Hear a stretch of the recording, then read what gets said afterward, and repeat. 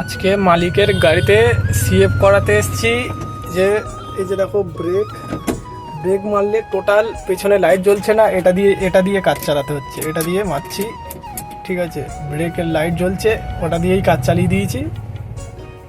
আবার দেখো সামনে এমনি দেখো এক পারে আপার ডিপার জ্বলছে, এক পারে আপার ডিপার জ্বলছে না। চাবি অন করার পরে দেখবেন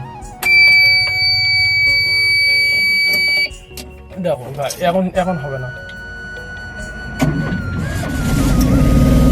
দেখো এবার ডবল আপার ডিপার সব জ্বলছে,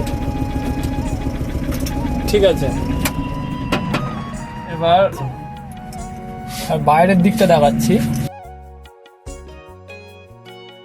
খুলবে না, কাঁচটা খুলে দিই।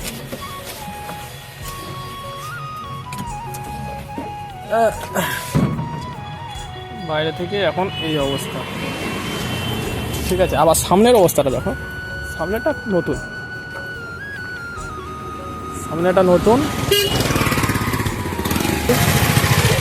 এবারে দেখো ভাই, মালিককে বাঁচানো, এটাকে বলে মালিককে বাঁচানো। গাড়ির আবার স্টার্টিংয়ের প্রবলেম আছে, ওটা ঠিকঠাকভাবে দেখতে হবে, ঠিক আছে।